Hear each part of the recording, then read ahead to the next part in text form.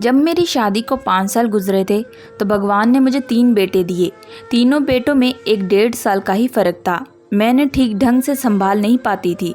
अर्जुन का एक छोटा सा घर और कम तनख्वाह और कोई नौकर चाकर नहीं, और छोटे छोटे बच्चों के साथ मुझे अकेली को ही घर को संभालना पड़ता। अर्जुन अपने माता पिता की इकलौती संतान थे। उनके पिता का देहांत हमारी शादी से कुछ साल पहले ही हो गया था और मेरी सास शादी के 1 साल बाद ही चल बसी थी। अब मैं और अर्जुन इस घर में अकेले ही रह गए और अर्जुन के काम पर जाने के बाद मैं अकेली सारा दिन घर पर बच्चों को संभालती और घर के कामकाज में लगी रहती। एक अकेली औरत के लिए छोटे बच्चे को संभालना और उसके साथ घर की भी जिम्मेदारियों को संभालना बहुत मुश्किल होता है। लेकिन मेरे पति अर्जुन सुबह को नाश्ता बनाने में मेरी मदद करते, मगर जब वह अपने ऑफिस चले जाते तो पूरा दिन किचन के चक्कर में ही मेरा दिन गुजरता। दिन बहुत मुश्किल से गुजर रहे थे। घर पर मेरे अलावा कोई और नहीं था जिससे मैं बात करती, अपना सुख दुख बांटती। रात को जब अर्जुन ऑफिस से घर आते तो बच्चों के साथ खेलने लग जाते और रात का खाना खाते ही हम दोनों अपनी जिम्मेदारियों से इस कदर थक जाते कि देखते ही देखते हमें नींद आ जाती। एक तो सारा दिन बच्चों की जिम्मेदारी और घर की सफाई और खाना बनाना बहुत कठिन से दिन गुजर रहे थे। फिर एक दिन अर्जुन बड़ी उम्र के आदमी को अपने साथ घर ले आए और मुझसे कहने लगे, यह लो बीवी साहिबा, तुम्हारा मसला हल हो गया। आज से अंकल तुम्हारे साथ काम कर दिया करेंगे और बच्चों को भी संभाल लेंगे। तुम इनसे जो काम कहोगी ये मना नहीं करेंगे। बस रात को 8 बजे इन्हें वापस जाना होगा। अर्जुन मुझे बताने लगे, यह बुजुर्ग मेरे ऑफिस के बॉस के घर के नौकर हैं। वह लोग कुछ महीने के लिए लंदन घूमने फिरने जा रहे हैं, लेकिन यह इनका कोई भी रिश्तेदार नहीं है। इसलिए बॉस ने मुझसे कहा है कि मैं इन्हें अपने साथ ले जाऊं। जो भी कामकाज हो तुम इन्हें बता देना, तुम्हारे सब कामों में ये मदद कर देंगे। देखने में वह आदमी अच्छी खासी अधेड़ उम्र के थे। चेहरे पर झुर्रियाँ छाइयाँ थी, सर के बाल भी सफ़ेद हो चुके थे। वह अपनी नज़रें झुकाए खड़े थे। सादे से सलवार कमीज में उनके चेहरे पर सफ़ेद रंग की दाढ़ी। उन्हें देखकर मैंने सोचा कि अगर कोई औरत होती तो मुझे भी कुछ सुकून हो जाता, लेकिन ये इतने बूढ़े आदमी भला मेरी क्या मदद कर सकते हैं। लेकिन अब अर्जुन के बॉस का हुक्म था तो हम टाल नहीं सकते थे। वह सुबह को 9 बजे ही हमारे घर पर आ जाते और रात को 8 बजे ही वापस चले जाते। मैं उनसे अपने घर का कामकाज क्या करवाती। उनके आने से मेरी इतनी मदद जरूर हो गई थी कि मेरे बच्चे उनके साथ घुल मिल गए थे। वह घर के छोटे मोटे काम कर देते। वह मुझे बेटा कहकर पुकारते थे। जब मैं किचन में काम करती होती तो वह मेरे पीछे पीछे किचन में आ जाते और मुझसे कहने लगते, बेटा मुझे चाय बनानी आती है और सब्जी भी मैं अच्छे तरीके से काट लेता हूँ। अगर कोई काम तुम मुझसे झिझक बिल्कुल मत करना। वह पुराने से कपड़े पहने हुए, कंधे पर रुमाल लटकाए हुए, वह इतनी गर्मी में किचन में पसीना पोंछते हुए मेरा एहसान करने आ जाते। वह हमेशा मुझसे काम पूछते रहते, लेकिन मैं उनसे कोई काम ना करवाती क्योंकि वह बहुत ही उम्र दराज थे। वह मेरे पिता की उम्र के थे। मुझे उनसे काम बताते हुए शर्म आती थी। अंकल आप रहने दें, हम कौन सा इतने अमीर हैं जो आप हमारा हुक्म मानेंगे, और आप हमारे यहाँ नौकर नहीं हैं। बस आप मेरे बच्चों को संभाल लिया करें और बाजार से सामान ला दिया करें। मुझे उनके आ जाने से बहुत आसानी हो गई थी। बाजार की काफ़ी चीज़ें उनसे मंगवा लेती थी। बस 8 बजते ही वह अपने घर जाने के लिए तैयार खड़े हो जाते। फिर वह मुझसे इजाज़त मांगते और कहते, बेटा मैं जाऊं। जब मैं उनसे कहती कि जाइए, वह मुझसे कहते कि 50 रुपये दे दे। मेरे पास अक्सर पैसे होते हैं, मैं उन्हें रोज़ 50 रुपये उनके मांगने पर दे देती। एक बार मैंने उन्हें 200 का नोट दिया, कहाँ रख ले, लेकिन उन्होंने वह मुझे वापस कर दिया और कहने लगे, बेटा सिर्फ 50 रुपये ही लूँगा। मैंने उन्हें बहुत देने की कोशिश की, उनसे कहा कि मैं अपनी खुशी से दे रही हूँ, लेकिन उन्होंने मुझसे मना कर दिया और कहने लगे, मैं सिर्फ 50 रुपये ही लूँगा। मुझे उनकी ये बात बहुत अजीब सी लगी। 1 महीना गुजर गया, इसलिए अब अंकल से बहुत ही बेझिझक होके बात कर लेती। मैं जब किचन में खाना बना रही होती तो वह बर्तन धोने लग जाते, कभी सब्जी काट कर दे देते। अब मैं उनके साथ किचन में काम कर लिया करती। जो पहले की तरह मुझे उनके साथ किचन में झिझक नहीं होती थी, वह मुझसे बच्चों के बारे में भी बात कर लेते। कभी कभी सब्जी काटते हुए वह मुझसे खाना बनाने की रेसिपी पूछने लगते। अब मुझे उनसे बात करते हुए हिचकिचाहट सी महसूस नहीं होती। दोपहर में मैं अपने बच्चों को सुलाकर किचन में काम करने के लिए आ जाती तो वह अंकल मेरे पीछे पीछे मेरा हाथ बटाने के लिए किचन में आ जाते। एक बार मैंने उनसे उनके घर वालों के बारे में पूछा तो एकदम ही उनके चेहरे की मुस्कुराहट गायब हो गई, उनके चेहरे का रंग उड़ गया। उसके बाद वह मुझे गुस्से से देखने लगे। पहली बार मुझे उनको देखकर थोड़ा बहुत डर लग रहा था। फिर मैंने उनके चेहरे से नज़र हटा ली और अपने काम में दोबारा लग गई। उन्होंने मुझे कोई जवाब ना दिया, बस खामोशी से किचन से निकलकर बाहर चले गए। मैंने अपने दिल में सोचा कि मुझे क्या ज़रूरत पड़ी थी जो मैं उनसे उनके घर वालों के बारे में पूछती रहूं। बेहतर है कि मैं अपने काम से काम रखूं। अब मैं उनसे कभी भी कोई सवाल नहीं करूंगी। अगली रोज़ जब सुबह में वह घर आए तो उनका बर्ताव पहले जैसा ही था। फिर बातों ही बातों में वह अपने मालिक के किस्से सुनाने लगे, उनकी बच्चों का जिक्र करने लगते। कहने लगे, बेटा मैं तुम्हें क्या बताऊं, रवि साहब आदत से बहुत अच्छे हैं, मेरा बहुत अच्छा ख्याल रखते हैं। उनके बच्चे भी कभी कभी चिढ़ जाएं तो मुझसे बदतमीज़ी कर लेते हैं, वरना तो वह मुझसे बहुत अच्छे से बात करते हैं। मैंने उनसे पूछा, अंकल आपने बड़ी मैडम के बारे में कभी नहीं बताया, वह कैसी हैं? मैं किचन में सलाद काटते उनसे पूछने लगी। वह भी मेरे पास ही बैठे थे। एक ठंडी गहरी सांस भरी, फिर कहने लगे, उसका मिजाज बहुत तेज है लेकिन अच्छी ही है। अब क्या करें, नौकर का क्या है, हमारे नखरे कौन देखता है, हमें तो बस काम से मतलब है। वह लापरवाही दिखाने लगे। मैंने उनसे पूछा, अंकल रवि साहब आपको क्या तनख्वाह देते हैं? मैंने वह सलाद प्लेट में सजाते हुए उनसे पूछा। वह कुछ देर मुझे गौर से देखने लगी। उनका रंग फिर से उड़ गया। इस बार भी उन्होंने मुझे कुछ जवाब नहीं दिया, बस बात को टाल दिया। कहने लगे कि मैं ज़रा बच्चों को देख कर आता हूँ। यह कहकर वह किचन से बाहर चले गए। एक बार फिर मैं किचन में सब्जी काट रही थी और गर्मियाँ भी बहुत तेज़ थी, इसलिए उन्होंने अपनी आस्तीन ऊपर को चढ़ा ली। मैं भी वही रोटी बना रही थी जब मेरी नज़र उनके हाथ पर पड़ी। उनके हाथ पर गहरे जख्म के निशान थे। ऐसा लग रहा था जैसे उनके हाथ पर बहुत बुरी तरीके से जला हो। अंकल ये हाथ कैसे जल पड़ा? बहुत बड़ा निशान है। उनका हाथ देखकर मेरा दिल कांप गया। वह कुछ घबरा से गए। हाथ से गिलास भी छूटकर नीचे गिर गया। वह मेरी गलती थी। उन्होंने जल्दी से अपने आस्तीन नीचे करते हुए मुझसे कहा और फिर बर्तन धोने लग गए। उनके चेहरे पर अफसोस दिख रहा था। पता नहीं वह क्या, वह कुछ परेशान लग रहे थे। 8 बजे ही वह अपने घर की तरफ निकल जाते। अर्जुन ने भी कई बार कहा कि हमारे घर में एक कमरा मेहमानों के लिए खाली है, आप वहां आराम कर लिया करें या कुछ देर और रुक जाया करें, लेकिन नहीं, वो तो ऐसा जल्दी करते जैसे कोई उनका इंतज़ार कर रहा हो। एक बार खुद ही बातों बातों में वह अपनी पत्नी के बारे में मुझे बताने लगे। कहने लगे, वो मेरा बहुत ख्याल रखती है, बहुत अच्छी औरत है, जैसे तुम अपने पति अर्जुन का ख्याल रखती हो। भगवान तुम दोनों की जोड़ी सलामत रखे, जुग जुग जियो, सदा सुहागन रहो। मैंने उनसे कहा कि आपको आंटी से बहुत मोहब्बत है, इसी वजह से 8 बजते ही आपको जाने की जल्दी होती है, वह आपका इंतज़ार करती होगी।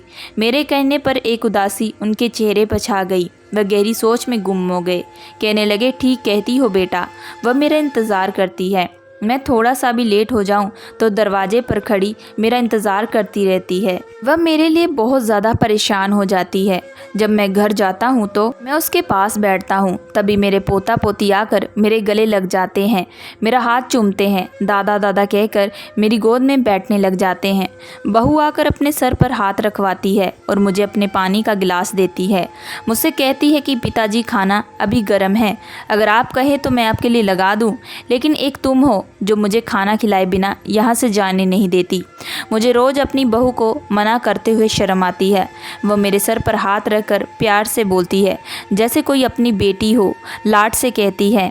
फिर रात को मेरा बेटा ऑफिस से आकर बहुत देर तक मेरी टांगें दबाता रहता है। मैं उसे कहता हूँ कि तुम खुद थके हारे काम से आए हो, फिर क्यों मेरी टांगें दबाने बैठ जाते हो? दिन भर यही करता हूँ। क्या काव्या और अर्जुन मुझे कोई काम करने नहीं देते? मेरा बहुत ख्याल रखते हैं, लेकिन मेरा बेटा कहता है कि पिताजी जब तक मैं आपकी टांगें ना दबा लूँ मुझे नींद नहीं आती। मुझे उनकी बातें सुनकर बहुत ज़्यादा खुश हुई। इतनी नेक औलाद थी जो उनकी इतनी खिदमत और परवाह करती थी, वरना आजकल की औलाद तो अपने माता पिता को देखती भी नहीं है। और फिर मेरी पत्नी जब दिन भर की बातें मुझे ना बता दे, उसके दिल को चैन नहीं मिलता। बस उसकी बातें ही ख़त्म नहीं होती कि मेरी आंख लग जाती है। वह ये बात कहकर हंसने लगे। मैं उससे कहता कि हमारी उम्र बीत गई है, लेकिन तुम्हारी मोहब्बत अब भी वैसी ही है। वह मुस्कुराते हुए अपनी आंखों में आंसुओं को साफ करने लगी जो शायद उनकी हंसी से आंखों में आ गए थे। सच्ची मोहब्बत अंकल वही है जो आपकी पत्नी आपसे करती है।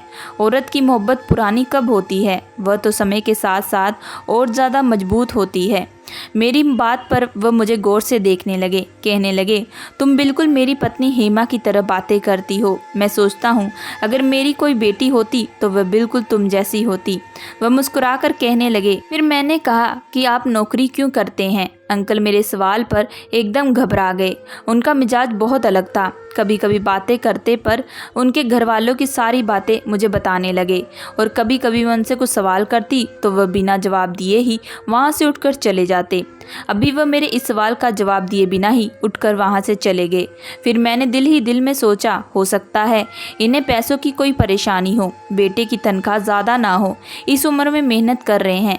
मैंने अर्जुन से कहा कि आपका बॉस तो अंकल को अच्छी तनख्वाह देता होगा जिससे उनका गुजारा बहुत अच्छे से हो जाता होगा, लेकिन अब वह यहाँ नहीं है तो अंकल के घर वालों को मुश्किल हो रही होगी।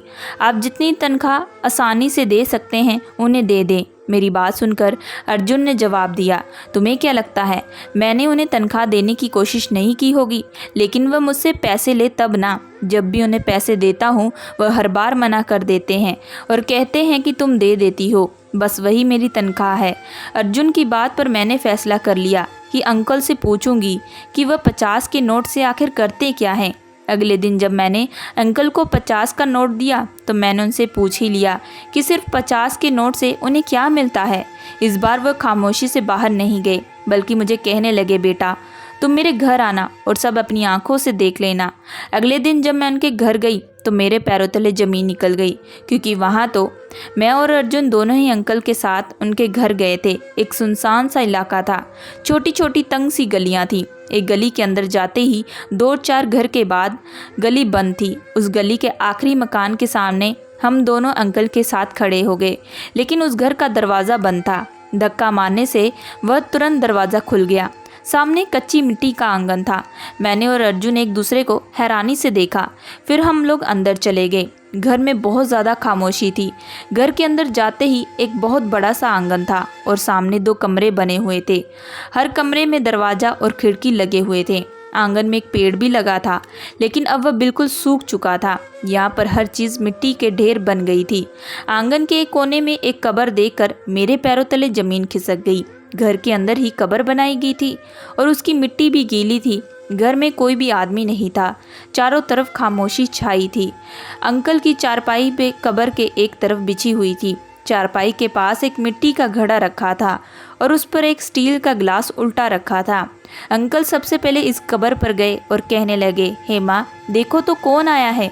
अरे तुम्हें बताया तो था, काव्या बेटा आने की जिद कर रही थी। बहाने बहाने से तुम सबके बारे में पूछती रहती है, इसलिए इस बार इसे साथ लेकर आ गया हूँ। मेरे पैरों तले ये सब कुछ देखकर वहीं पर जम गए। अर्जुन की हालत भी मुझसे कुछ अलग नहीं थी। अंकल ने अपनी जेब से अगरबत्ती निकाली और माचिस से जलाकर इस कब्र पर लगा दी। फिर मुड़कर हमें देखने लगे और कहने लगे, तुम दोनों वहाँ क्यों रुक गए? अंदर आओ ना। तुम मुझसे पूछती हो ना कि 50 रुपये में क्यों लेता हूँ। हेमा को अगरबत्ती की खुशबू बहुत पसंद है, इसलिए मैं उसके लिए रोज़ अगरबत्ती लेकर आता हूँ और ये खुश हो जाती है। चलो मैं तुम्हें अपनी बहू से मिलवाता हूँ। वह किचन में खाना बना रही होगी। वह मेरे आने से पहले ही मेरे लिए खाना तैयार करके रख देती है और कहती है, पिताजी को आते ही भूख लगी होगी। यह कहकर वह मेरे पास आए और मेरा हाथ पकड़कर वह अपने घर के किचन में ले गए। किचन की हालत भी बाकी घर से कुछ अलग नहीं थी। किचन पूरा खाली था और उसमें कुछ स्टील के बर्तन पड़े थे, वह भी मिट्टी से भरे पड़े थे। मुझे लगा शायद इनकी फैमिली की किसी हादसे में मौत हो गई है। शायद सभी परिवार वाले दुनिया छोड़कर चले गए हैं, इसीलिए ही अंकल तन्हाई का शिकार हो गए हैं।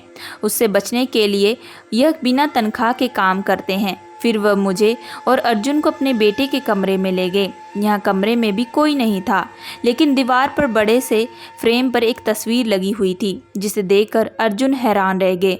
उन्होंने एकदम हैरानी से अंकल की तरफ देखा, फिर तस्वीर को देखा जहां अंकल अपने बेटे और बहू के साथ खड़े मुस्कुरा रहे थे। उनका बेटा 22 या 23 साल का लग रहा था और बहू भी 20 साल की होगी। अर्जुन की आंखें फैली हुई थी। रवि। रवि सर, अर्जुन ने सामने इस नौजवान की तरफ उंगली उठाकर हैरत से कहा। उनके मुंह से ये नाम सुनकर मैं दंग रह गई। मैंने आज तक अर्जुन के बॉस को नहीं देखा था, सिर्फ उनके बारे में सुना था। तो आप सर के पिता हैं? अर्जुन की आवाज़ हैरत के मारे निकल ही नहीं रही थी। अंकल की आंखों से आंसू बहने लगे। नहीं बेटा, मैं तो उसका नौकर हूँ। अब वह फूट फूट कर रोने लगे। अर्जुन ने आगे बढ़कर उन्हें अपने गले से लगा लिया। वह अर्जुन के गले से लगकर बहुत ज़्यादा रो रहे थे। मेरी आंखें ये सब कुछ देखकर चकरा गई थी। मेरा घर बर्बाद हो गया। बेटा, मुझे तो आज तक यह भी ना पता चला कि मेरा कसूर क्या था। मैंने तो हमेशा अपने माता पिता की खिदमत की, बेटे की अच्छी परवरिश की, उसे अच्छी तालीम दिलवाने की खातिर अपना चैन सुकून सब हराम कर दिया।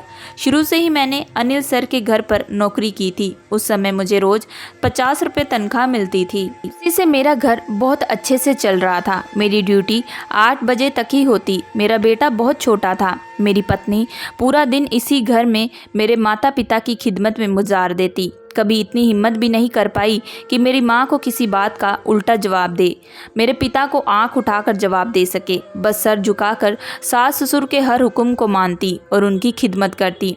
मैं 8 बजे तक घर वापस आता, अपने पिता की टांगें दबाकर अपनी माँ की दिल की बातें और शिकवे सुनकर अपनी पत्नी के पास चला जाता। बस वही 2-3 घंटे हमारी अपनी ज़िंदगी थी। हंसते हंसते एक दूसरे से बातें करते, अपना दुख दर्द एक दूसरे से बताते। रवि की पैदाइश के बाद हमने उसको सबसे आगे रखा। हमने सोचा कि हम अनपढ़ हैं, इसी वजह से हम लोगों के घर नौकरी करके उनके जूठे खाने पर मजबूर हैं। अगर हमारा बेटा पढ़ लिख जाएगा तो हमारे भी दिन बदल जाएंगे। समय बीत रहा था। मेरे माता पिता भी एक के बाद एक दुनिया से चले गए। कब मैंने अपने पिता की चारपाई संभाली और कब हेमा ने माँ की जगह, कुछ पता ही ना चला।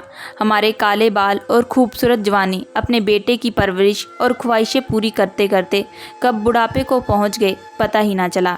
मेरा बेटा अब ऑफिसर बन चुका था। मैंने अपने सेठ अमर साहब से कहकर अपने बेटे को उनके दफ्तर में नौकरी दिलवा दी। उन्होंने मेरे बेटे को आराम से नौकरी दे दी, क्योंकि मैंने अपनी सारी जवानी उनके घर पर नौकरी करके गुजारी थी। 50 रुपये की तनख्वाह देकर बाकी वह अपने घर का बचा हुआ खाना और कपड़े देते, जो पहनकर मैंने और हेमा ने अपनी ज़िंदगी गुजारी थी। अमर साहब की एक बेटी थी, आशा, एक लौती थी, इसलिए बहुत ज़्यादा सर पर चढ़ी और बदतमीज़ भी थी। वह मुझे हमेशा नौकर कहकर ही आवाज़ देती, लेकिन जब मैं नौकर था तो मैं उससे कुछ भी ना कहता। अगर बात यहीं तक होती तो मुझे कोई परेशानी ना होती। मेरे बेटे की तनख्वाह भी अब बढ़ चुकी थी। मैंने सोचा कि अब हम दोनों बुढ़ा बुढ़ी के दिन भी बदल जाएंगे। मैं भी अब नौकरी छोड़कर घर बैठ जाऊंगा। जो समय पर मैं जवानी में अपनी पत्नी को ना दे पाया, वह हम दोनों बुढ़ापे में साथ गुजार लेंगे। मैं यही सोच रहा था कि जैसे मेरी पत्नी ने मेरे माता पिता की खिदमत की है, हमारी बहू भी ऐसे ही हमारी खिदमत करेगी।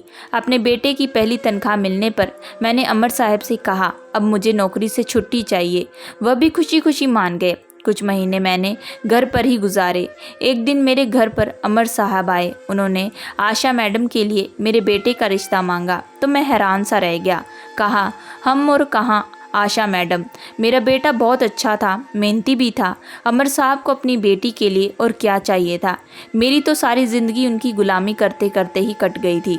अब उन्हें मेरे बेटे की भी गुलामी चाहिए थी। उनकी बदतमीज़ और जिद्दी बेटी अगर किसी और के घर शादी करके जाती तो 2 दिन ही रह पाती, इसलिए उसने मेरे बेटे को फंसा लिया और मेरा बेटा भी दौलत देकर हवाओं में उड़ने लगा।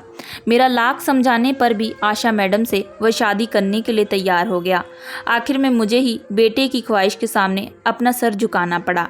आशा कुछ दिन ही हमारे घर पर रही और फिर मेरे बेटे को अपने साथ लेकर अपने घर चली गई।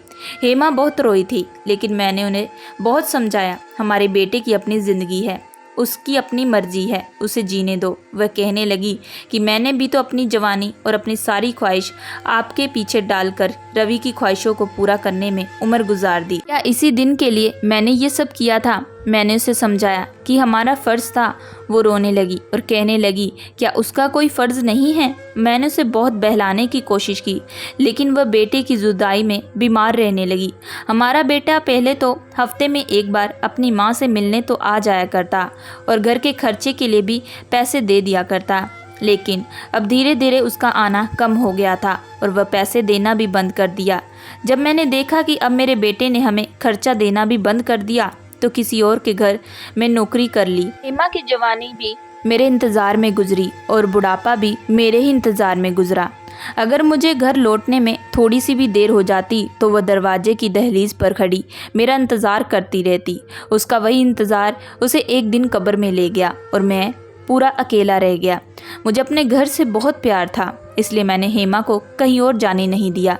यही आंगन में ही कच्ची ज़मीन में उसे दफन कर दिया। मेरा बेटा ज़बरदस्ती मुझे अपने साथ ले गया। मैं दिन तो वहाँ गुजार लेता, लेकिन रात को 8 बजते ही मुझे ऐसा लगता था जैसे हेमा अकेली रह गई है और वह मेरा घर पर इंतज़ार कर रही है। इसलिए मैं तुरंत घर वापस आ जाता और यहीं पर रात गुजारता। आशा ने कभी मुझे अपना ससुर नहीं समझा और ना ही कभी मेरी इज्जत की। आज भी मुझे नौकर कहकर ही बुलाती है। मेरा बेटा तो उसके एहसानों के तले दबा हुआ है, इसीलिए वह उसे कुछ नहीं कहता। उसके बच्चे भी उसकी माँ की परवरिश की वजह से उसी के नक्शे कदम पर चल निकले। इसलिए उस घर में आज भी मेरी हैसियत वही है जो पहले दिन हुआ करती थी। अभी भी मैं उस घर में नौकरी करता हूँ, बस फ़र्क यह है कि अब अमर साहब के बजाय 50 रुपये तनख्वाह में आशा मैडम से बहुत हक से मांगता हूँ, क्योंकि वह मेरी मेहनत की कमाई होती है। हेमा को अगरबत्ती की खुशबू बहुत पसंद है, इसीलिए 50 रुपए की अगरबत्तियाँ लेकर आता हूँ और सोचता हूँ कि सारी ज़िंदगी जिस औलाद के सपने पूरे करते करते हम दोनों ने गुजार दी, उसके पास 2 घड़ी हम दोनों के लिए वक्त नहीं था। यहाँ तक कि जब वह मुझे किसी मेहमान से मिलवाता है तो मुझे नौकर ही बताता है, लेकिन मुझे इस बात का कोई भी दुख नहीं होता, क्योंकि मैंने अपनी सारी ज़िंदगी नौकरी करके ही गुजारी है। नौकर कहलाने में किस बात का शर्म। और अब जब अपनी पत्नी को वक्त देने का समय आया तो मेरी पत्नी के पास समय ही नहीं बचा था। वह यह दुनिया छोड़कर जा चुकी थी, लेकिन फिर भी मैं उसके पास बैठता हूँ, उससे बातें करता हूँ। अपनी ज़िंदगी से कोई शिकायत नहीं है मुझे। अंकल की पूरी कहानी हमने अपने आंसू बहाते बहाते सुनी। रो रो कर मुझे हिचकी आनी शुरू हो गई थी। यह कैसा जुल्म था, यह कैसी अंधेरी नगरी थी। इतने बड़े घर में नौकरों की कौन सी कमी थी जो एक ससुर की खिदमत नहीं की जा सकती थी। और यह कहानी कौन सी नहीं है, बहुत सी जगह पर माता पिता के साथ औलाद ऐसे ही सलूक करती है, लेकिन भगवान उनको भी इसके किए की सज़ा जरूर देगा, क्योंकि उन्हें भी एक दिन किसी का माता पिता बनना है। जब उन पर जुल्म होगा तब उन्हें अपने माता पिता के दर्द का एहसास होगा। दोस्तों, मैं आशा करती हूँ कि आप लोगों को ये कहानी पसंद आई होगी। अगर आप लोगों को ये कहानी पसंद आई है तो प्लीज़ हमारे चैनल को लाइक एंड सब्सक्राइब ज़रूर करिएगा एंड बेल आइकन का बटन ज़रूर दबाइएगा।